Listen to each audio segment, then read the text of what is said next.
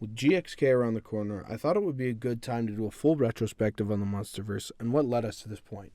I want to get out of the way that I love the Monsterverse. Right now, in the age of it is my favorite franchise. I'm going to point out its flaws and how it had a rocky start, and how the opinion that the Monsterverse as a whole is just dumb and stupid is completely misguided. I'm going to go through the timeline and highlight the good and bad decisions made leading up to Monarch Legacy of Monsters. See my full review on that. And also how outside forces have kind of shot them in the foot. So, without further ado, let's get into it. It's 1998. TriStar has just released their film Godzilla to horrendous reception and box office returns, and rightly so, seeing as the film was only made to try and ride on the success of Jurassic Park, and Godzilla wasn't Godzilla.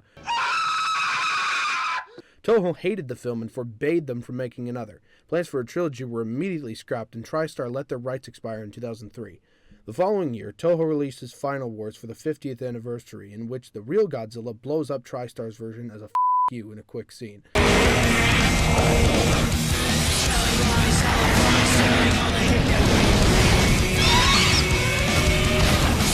But due to low ticket sales and overall fatigue, Toho put the franchise on hiatus until people wanted another film, something the MCU could really learn from. You almost tasted that. Num num num num, eat it up. Go play okay, 3, 2, 1. You know I'm the hot.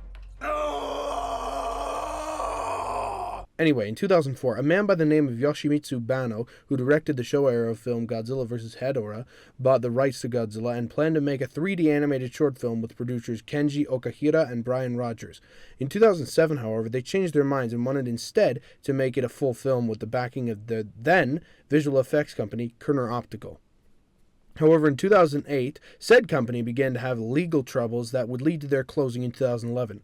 So, Brian Rogers met with Legendary Pictures instead, and in 2010, Legendary officially announced that they were planning to make a new film with Warner Brothers that had nothing to do with 1998's version. Several producers were added on top of Banno, Rogers, and Okahira. Later, the CEO of Legendary stated that it would have a 2012 release with Godzilla being fully CG and fighting two other monsters. And later, David Callahan, known then for The Expendables, was hired as writer. And this guy, actually caring, did research on the history of Godzilla as a character and then on real-life disasters in order to get a grounded feel. In 2011, Gareth Edwards, known then for being behind the 2010 film Monsters, was announced as director. Development was not even close to finish, so the 2012 release was postponed and several other writers were brought on to rewrite the script, and a teaser was created and released at Comic-Con in the same year. Toho met with Legendary and laid down the law, citing specific rules that needed to happen. Then there was the design. Thomas Tull, the CEO of Legendary at the time, made sure that no one took too many, shall we say, creative liberties with Godzilla. Meanwhile, casting took place, and in 2013 it was announced that Bryan Cranston, coming off of his success of Breaking Bad, joined the film along with Elizabeth Olsen, Ken Watanabe, Aaron Taylor Johnson, David Strathairn, and Juliette Binoche. Shortly after filming began, Sally Hawkins was also cast. After filming wrapped, marketing began. Now, we have to talk about marketing because, one, I mentioned earlier that Bryan Cranston was a really big name at this time, especially because of Breaking Bad, so naturally, the marketing made him out to be the main character. 2. Despite the design being revealed, they never really showed Godzilla himself. Remember these points because they'll be important later. With that, the film was released on May 16th, 2014, and, well... The film was a hit, making over $530 million worldwide against a budget of $160 million, with another $100 million put into marketing, which was great, and reception was genuinely positive. Now is where I give my opinion. I like this film. I think they nailed Godzilla's design and the music and VFX. However, the focus wasn't on Godzilla himself, but rather the human characters. Oh, that's alright. Jurassic Park and King Kong 2005 had human characters, but you kind of need them. And we've got Bryan Cranston, right? Wrong! Remember when I said that marketing made Bryan Cranston out to be the main character? Well, he damn well should have been. His character is this former scientist who watched his wife die in front of him due to something going wrong with the reactor at the place he worked, and he's convinced there's more to it, and becomes a crazed conspiracy theorist, and in doing so neglects his son in the process, leading to them drifting apart. Right there you've laid the groundwork for a possibly compelling father-son story in which Bryan Cranston has to grapple with the death of his wife and forgive Godzilla for it. However, that's what the trailers would lead you to believe. Yeah, not only did they spoil Juliette Binoche dying in the first 10 minutes and never showing up again, but they also led you to believe that Godzilla was responsible for the plot and emotional core of the film. In reality, though, it was some parasite creature that destroyed it, and Bryan Cranston dies at the end of the first act, not even knowing Godzilla is a thing. The real main character is his son, played by Aaron Taylor Johnson, who I feel doesn't really possess the chops to pull off a role like this. And he's trying to get home to save his family before the city is destroyed by the parasites. This is mistake number one, because you've killed off your most recognizable actor immediately, and in turn, your entire concept of a good father-son. Now the monsters, the Mutos. These things are fine. They're original monsters, and they have an okay design. But the whole plot being that the humans have to stop the two of them from is a bit stupid. So how does Godzilla fit into all this? Well, Monarch, the organization who covered all this up, knows about Godzilla and the Mutos, and the head, Serizawa, believes that Godzilla can stop them. Now the problem is, Godzilla doesn't show up until about halfway through the film, and just when he's about to fight the first parasite, we immediately cut away to Elizabeth Olsen and her kid reacting to some news footage of it. See? This is mistake number 2. Like it or not, normies don't care about the human characters. They come to see Godzilla kick the shit out of other monsters, but here, they just cut away as soon as that's about to happen. The first time we see any monster action is in the last 30 minutes when Godzilla fights the Mutos, but the problem is, it's too f***ing dark to see anything. There are clips that have been brightened, and still it's hard to make out what's happening. And what's more, Godzilla only uses atomic breath twice in a 2-hour movie. He himself gets only 10 minutes of screen time, which is kind of a problem when his name is in the title. The whole problem with this was a weak story combined with boring characters, and characters played by big actors like Elizabeth Olsen, Sally Hawkins, and Juliette Binoche getting literally nothing to do but stand around or look up at and not enough monsters. It's not bad, but it's not good. This is what I mean by rocky start. They made enough money to warrant a sequel though, so shortly after, they announced... After the success of Godzilla, Legendary wanted to make a connected universe, likely getting the idea from the MCU being extremely popular at the time with hits like Guardians, Age of Ultron, and The Winter Soldier. However, if you were a normie and weren't paying too much attention, it would come as a surprise. I'll elaborate on that later. An unknown director by the name of Jordan Vogt Roberts was set to direct, and Tom Hiddleston, Sam Jackson, Brie Larson, John Goodman, Corey Hawkins, John C. Reilly, Toby Kebbell, and Shea Wingham were cast. And keeping with the theme of 2005, Terry Notary would provide the motion capture for Kong. The film received positive reviews and moderate success, and by that I mean it broke even and got a bit extra. The goods in this film far outweigh the bad. The story is a vast improvement, and you actually care about the human characters here, even though there are so f***ing many of them. The plot is that this guy Randall wants to map out an exposition to Skull Island and convinces the government to do it.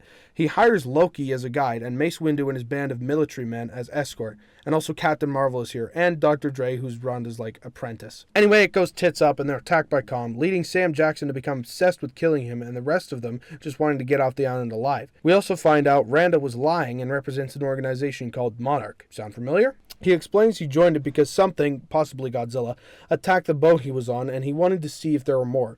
Meanwhile, Loki, Captain Marvel, and a few others are separated and run into John C. Reilly, who was stuck there since World War II and living with the natives. And he explains that the real threat are these things called skullcrawlers. Anyway, it ends when Sam Jackson dies trying to kill Kong and where Kong kills the skullcrawlers. Kong's design looks actually very good.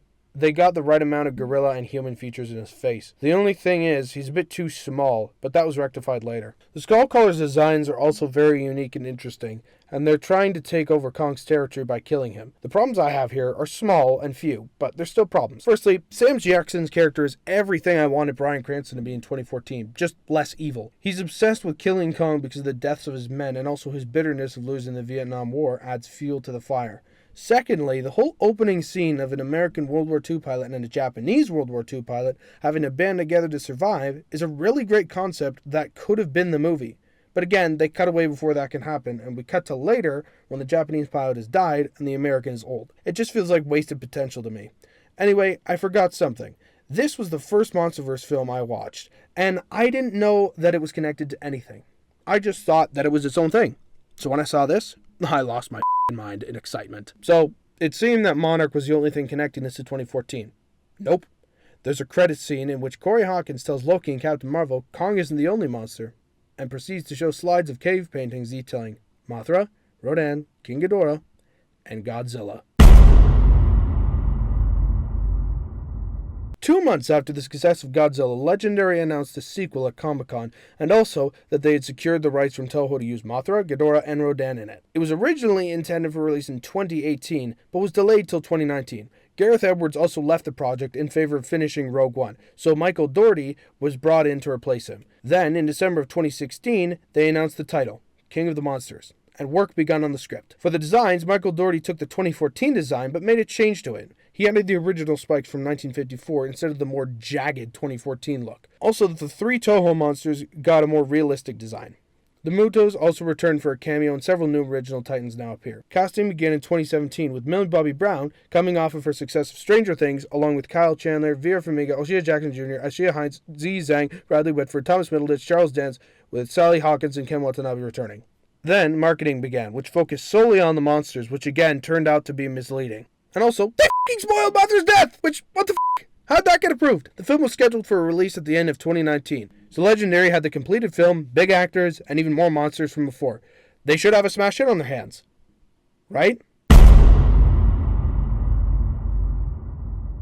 King of the Monsters only grossed $387 million on a budget of $200 million plus marketing, which means they barely broke even. So what happened? Well, several things factored into its underperformance. Firstly, releasing it in summer was a big mistake because there were so many movies released, meaning it had to go against John Wick 3, Aladdin, Brightburn, Rocketman, X-Men Dark Phoenix, Shaft, MIB International, Toy Story 4, Child's Play, Yesterday, and Annabelle, to name a few. And also, there was the story. Instead of delivering on the promise of more monster action, it's again just relegated to the background of what the f***ing humans are doing. And also, only 3 people from the first one come back. Ken Watanabe, Sally Hawkins, and David Strathairn in a much smaller role. Now, despite these factors, I still love it. This is my favorite monster film personally, but I can see why people didn't really like it. I said normies come for the action, so when you give them humans, they're going to be upset. This had many problems. Firstly, too many f***ing characters. You have the Russell family, several new Monarch people, plus the villain, the returning people, and the military. You could cut out literally everyone but maybe the villain, the 3 Russell family,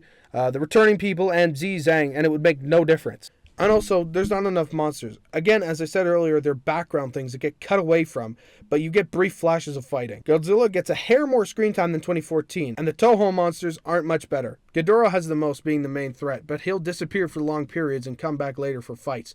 The ones that have it the worst, though, are Rodan and Mothra, who respectively have an intro scene, and then they don't show up till the final battle, essentially. The rest of the monsters are cameos. Also, the characters are hard to get invested in. All of them except 3 are new, and 2 out of those 3 returning people die. The plot is the family, the Russells, lose their son in the 2014 attack of Godzilla, and then the parents get divorced over it. They both work for Monarch, though. And I'm sorry, but Emma Russell is just the worst. She works with the villain, and he wants to release the Titans to kill everyone. But when she releases Ghidorah, she realizes she up and becomes good all of a sudden. Also, there's this MacGuffin chase with a machine to wake up the monsters, and they use it to lure them places. Millie Bobby Brown has nothing to do really but scream and run, which is a waste of her talents if you ask me. And also, after Emma leaves, the bad guy, we don't see him again until the credits scene where he buys Ghidorah's head and is never heard from again. Seriously, if you're willing to look past that though, you get a great film with an amazing soundtrack and great visuals. If you look at the monsters, they have their own personality, and I was sad that Mothra died, but what got me was Godzilla's reaction. I interpret it as his big no moment, but that's just me. Also, burning Godzilla is f***ing awesome, come on. Also, Bear McCreary single-handedly made the best score in the Monsterverse, and I hope they get him back one day. Anyway, this holds a special place in my heart, because this was the first proper Godzilla film I ever saw. But unfortunately, again with a weak story combined with a stacked movie season and poor word of mouth for normies, led to this one's downfall. But Legendary weren't done yet, because in the credits we get another cave painting depicting Godzilla fighting a certain giant gorilla. Legendary had previously announced in 2015 their plans to release Godzilla vs. Kong in May of 2020, and in 2017, Adam Wingard was announced as director. This is where the Monsterverse would make a change. Writing began, however, several scripts were written and rewritten before they settled on one. For casting, it was announced that Kyle Chandler, Millie Bobby Brown, and Z Zhang would return. Also joining the cast was Rebecca Hall, Aiza Gonzalez, Brian Tyree Henry, Demian Bichir, Lance Reddick, Sean O'Grady, and Jessica Henwick. Filming wrapped up and VFX work began. However, the studio gave them an impossible deadline to work with, so they had to delay. But then, something that no one could have predicted happened. A certain unspecified virus of unknown origin halted everything for a time, and during post-production, Z Zhang and Jessica Henwick were cut out completely, while Lance Reddick was reduced to just a cameo, and Kyle Chandler, the lead of the previous film, was reduced to just 3 brief scenes. The film got a limited release in theaters in 2021, and then, lo and behold, a miracle. It soared past its break-even point and made $470 million against a break-even point of $330 million. So how is the film? Personally, it's not as good as King of the Monsters in my opinion, but it's still one of the best. It has a few problems. the main one being the complete tonal shift. Gone is the grounded and dark tone from the first 3 movies, and it's been replaced by a lighter, more dumb fun kind of a tone. Another huge problem is the runtime. It's just too goddamn short. At only an hour and 53 minutes, you can tell a lot was left on the cutting room floor, especially Ren's character arc. For those who don't know, this new character Ren is the son of Serizawa from the previous movies. However, it's not acknowledged by anyone, and he also doesn't have much to do. It's just a shame because in his brief screen time, Shun Oguri shows that he's a damn good actor. So imagine if we got what's in the novelization. Also, Demian Bichir's villain is just meh. He's like bad guy of evil corporation that wants money number 29. The human characters as a whole suffered from the brutal editing. They are, instead of being the focus, really static. The only people who get any development are Gia and Dr. Andrews.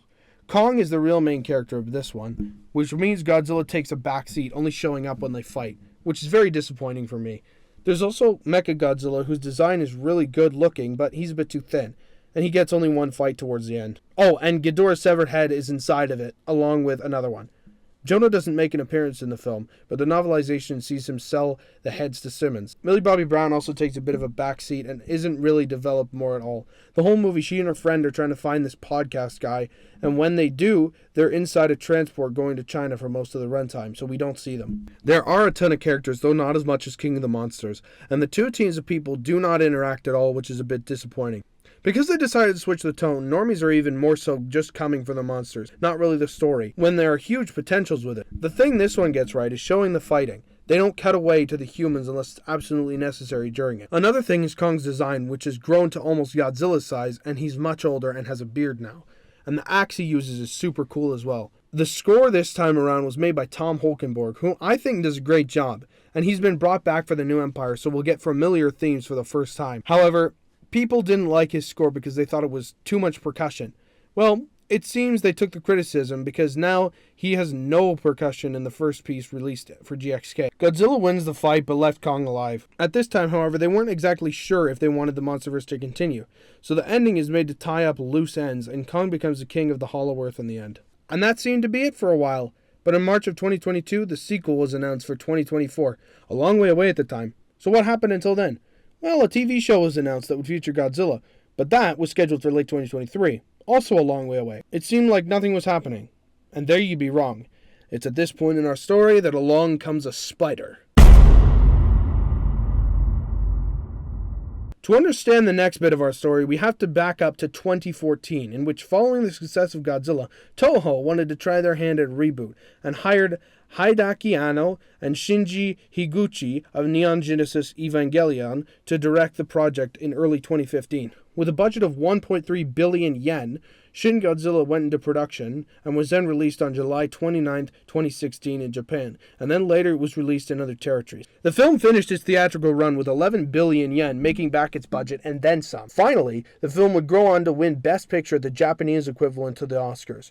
In the wake of its success, several sequels were planned out but then cancelled as they felt none were worthy to follow up. Then, in 2017, Toho announced that due to their contract with Legendary, they would not be able to make another Godzilla film until after the release of Godzilla vs. Kong. Nonetheless, work begun in 2019 when Takashi Yamazaki was hired as director, and in 2022 was confirmed he was working on a Godzilla film. Then, Godzilla Minus One was released to an amazing performance, making 107 million USD against a budget of nearly 12 million USD, and the effects are stunning. However, with this near perfect film comes a problem. The standard is now set so high that people will be expecting another Minus One and be disappointed when they don't get it. And then we got Monarch: Legacy of Monsters. Monarch: Legacy of Monsters is I made a full review, so watch that if you want more details. This show is exactly what you would expect from modern-day writers, and these people have either done nothing of relevancy or shows like WandaVision and Supergirl. The result? Fucking current-day Californian shit! Yeah, the main characters are insufferable throughout, and all the male characters are incompetent messes and really stupid, except for Kurt and Wyatt Russell. And yeah, somehow Kurt Russell is in this. He's completely upstages every actor there and is way too good for this show. The story isn't even compelling. Two half-siblings look for their dad while Monarch chases them, but as usual, it's all new characters. The show is full of retcons and melodrama that does nothing for the plot. Oh, and Godzilla's face is plastered on every poster and piece of marketing, and yet he only appears for 4 minutes. in a 6-hour show. The Monsterverse can absolutely bounce back from this as long as the show does not get a season 2, despite the ending being sort of a cliffhanger, and they distance themselves from it, or if they do make a season 2, they do the unthinkable and improve on the many, many problems of the first season, but that won't ever happen. Despite the extremely high standard set by -1 and the trash that is Monarch, I have no doubt in my mind the Monsterverse will continue. It has, despite all the bad luck and odds being against it. Whether it's a virus of unknown origin, or a troubled production, or weaker stories, it will always come back. The notion that the Monsterverse is just dumb fun is extremely misguided, and that not just the humans, but the monsters themselves are characters and have personality. Just because Kong has an infinity gauntlet and Godzilla has pink spice, doesn't mean the Monsterverse is dead. If these people did research, then they know that this design was inspired by the Millennium era of Godzilla when he was green and pink. Also, when -1 came out, a slew of creators hopped on the bandwagon, including me, to praise the film. However, some decided to use that opportunity to on the Monsterverse for no other reason than them being purists hating anything to do with it. Now, I enjoy the Monsterverse. It holds a special place in my heart. But does that mean I hate the Japanese films? No, absolutely not. I love Toho's old and new films, some more than others, like Shin Godzilla, -1, Gojira, Ghidorah, Godzilla vs. Destroyer, and GMK. And I'm not one of those that like to call fandoms toxic. I'm simply stating that the Monsterverse's fanbase has an extremely loyal following, and they haven't allowed the gripes of one or two idiots online to ruin everything. The Monsterverse will go on, and I would like to see more Toho monsters, absolutely. But I'm fine with the direction they're going in GXK with Scar King and Shimo. But when the Monsterverse does eventually come to an end, for the love of God, make Destroyer the final boss, because I'm dying to see him in CGI form. Anyway, my hopes for GXK are that we get an even balance of human development and monster fighting. They found this balance back in Kong Skull Island, but they need to continue it and be consistent. Also, I want Mothra to return, even in a cameo. It's been long enough. Anyway, these people who think it's failing because it's stupid now could not be more wrong. Sure, the tonal shifts are a bit annoying, and you can never please everyone, but I'm going to say what needs to be said here, okay? Not every Godzilla film has to be -1. I said what I said. But in the end, they're going to stick with what makes money. And if this style keeps doing that, then they will not stop. I will review GXK when it's released, and personally, I can't wait for it. Not just because of the monsters, but I'm interested to see how they handle the humans as well. But no matter what, the monsters are always the heart of these movies, and as long as these films keep getting love, then the studios are going to let them fight.